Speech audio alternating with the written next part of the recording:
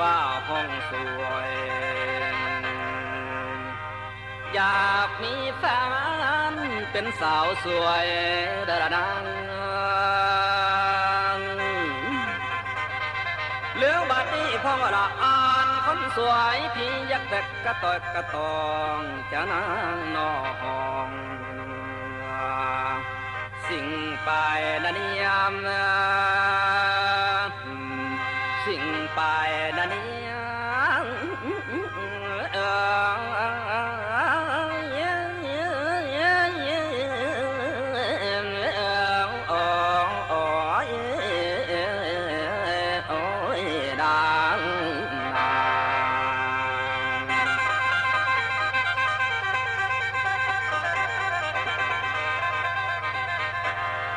เหลือบัดนี้พี่หมอลำจะได้เกี่ยวเบาเกี่ยวพญาแก้มนี่แล้ว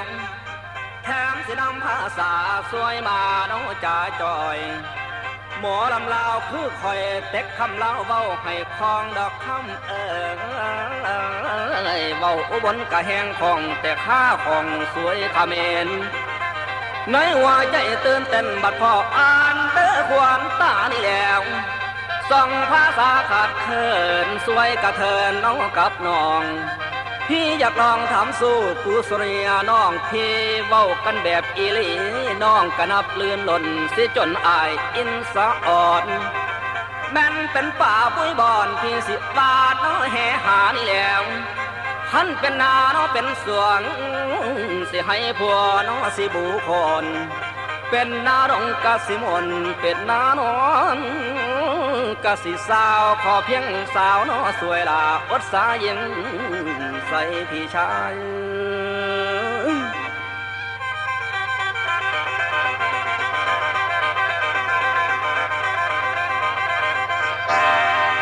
ได้ฟังคำไม่อายแล้วใจอ่อนสะอ่อนหลายเห็นพี่ชายมาเวียนวันคำจ้าจ้าจ้าจ้าคำพญาของอายหวานหลายไก่กล้วยตาย่านปากหวานคนเปรี้ยวมาเกี่ยวละปล่อยไปขวัญตานางย่านอายเบาอ้อยลอยให้คอยลงพ่อน้ำปงใจมักย่านพี่ชายน้อไหลลาบ่มีทางดอกตีล่ะแนวขวัญตาเป็นสาวสวยบ่พื้นความสาสวยแห่งบ่ทันเพิ่นซ้ำบ่มีกำดอกเกิงเขาซุ่มสาวลาวเพิ่นเทไผก็เฮน้อไปออสาวมารอคือนางน้องบ่หวังในเฮียงเจ้าอย่ามาตีแถลงเว้าตีจนฟ้อนเสียดหูเฮาย่านแต่อายนุ่มเล่าสิตีแล้วเสียดไก่น้อยให้ป่าอย่างโสดตื่นแมว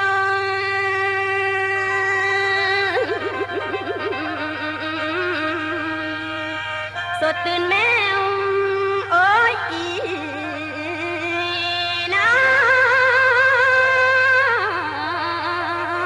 ละนา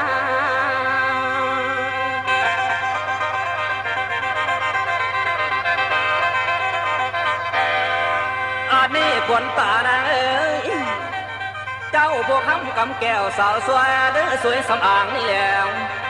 สาวคำนางจ่าดอมที่พร้อมต่อแทนน้องพี่หมายป้องจะมาจ่อจะนำเว้าอ้อยอ้อยโอ้ฮอ้อยเว้าพญาอินอ้อยสิจักกะจอกกะแจมจันโอ้โอ้โอ้โอ้โอ้โอ้หมายกะใจอยากปั่นจะหาปานมาเล่นเครื่องนี่แล้วใจอยากย่อเอาเที่ยงมาปลูกเฮียงดอกน้าหนองขันเป็นนั่งเป็นกองที่อยากขอเป็นคอนขันตีให้กองแตกดอกคำนางเป็นแอกใส่สิเป็นบักตู้ขันสู่จนไหลพองเทหนุ่มเล้าบ่าวส่งอยากเบาสวยแกงภาษานี่แล้ว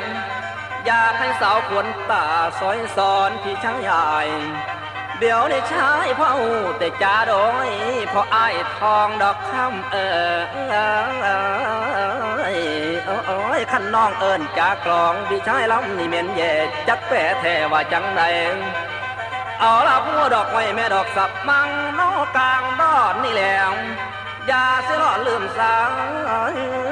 เด้อสวยสาวอีสานไต่จกหัวใจมาเบาสาลำลาวเกี่ยวสาวสวยนางนางคำคำขันแม่นลาคนสวยบ่สนใจมอมอายยันเป็นหมายก่อนแต่งงานเด้อละคำ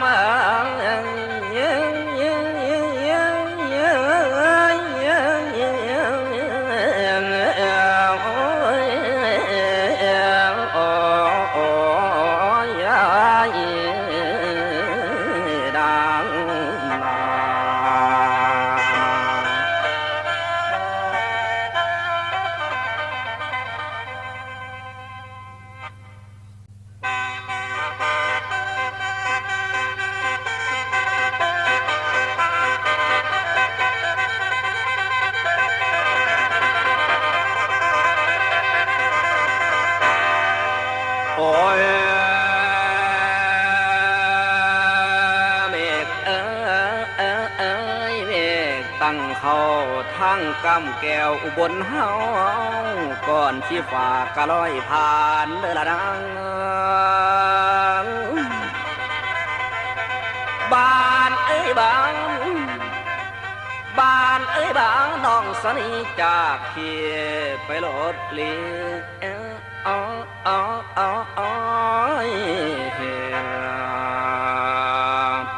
อยู่บ่อนใดบ้านเย็น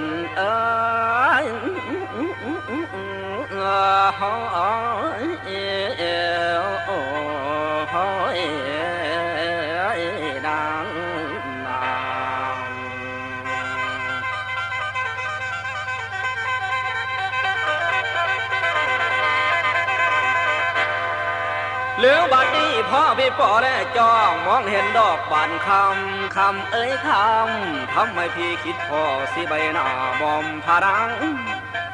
ข้าวแห้งดังเปียงป้างบ้านน้องพี่นี้ก็เจิงนี่แล้วป่าวงการบ้านเดิงสิหางถนนน้องสานีจักสิไปหลบเลี่อยู่แจ้ไรบอกหัวเงินคนเขาลือกันเฟือนว่าบ้านเย็นจากพี่เทสิลบต่างละห่างหายเฮยังอดว่าได้ตกใจคักนักกันนี่แล้วคิดถึงวันที่สองเอาสิหุ่มงานกันเข้ากี่ถึงแวที่เฮาได้ถือไม่ดอกอ่อนแอวดอกคำล้อมใส่กันหลายเถื่อแล้วแต่เฮารวมดอกห่วมงานพอได้เข้าจังสันใจไอ้สั้นเด้อควานหายนี่แล้วเฮ็ดยาได้ผลงานสิพันมาที่เคยเฟืองว่าเป็นลำเรื่องลำก่อนหรือลำร้องใครได้ฟังก็ต้องยองตบมือให้ดอกสัวแสงเบ้าเพื่อนหูพังแล้วคนกะซาดอกมือซานี่แล้วหุ่นและทรงสะดุดตาหน้าอินสะอ่อนอ่อนสองหลางตอนคำนางไปโซที่อเมริกาคนกะซาไทยอีสานมักหน้ามาเสียน้องของสุขวนพ่อแต่กลับจากขันประมาณบาทำหล่นนี่แล้วได้ยินคนลือกันสิว่าบานน้อยเย็นน้องได้นี้ไก่อะไรหอมเพื่อนสาน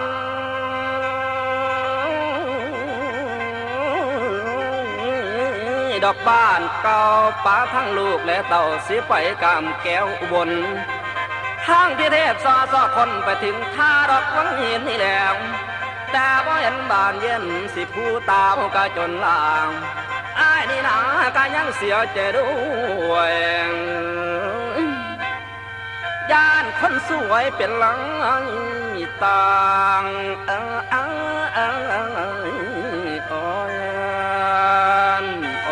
ย่านแต่บ้านเย็นนางสิปอยอมพอนาและเสาพ่อหอดพี่ปอบ้านเย็น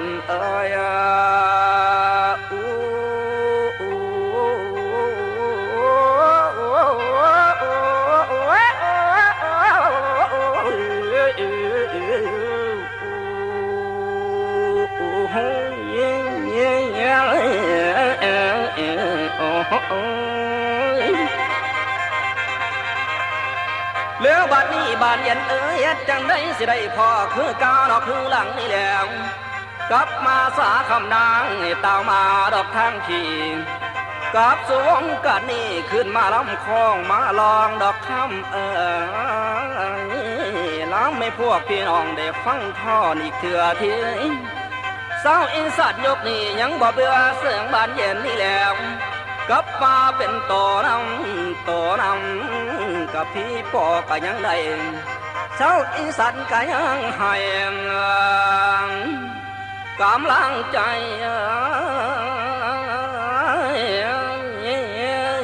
คู่สุฝ่ายเว้าพื้นหมอลำชายส้มไข่ไข่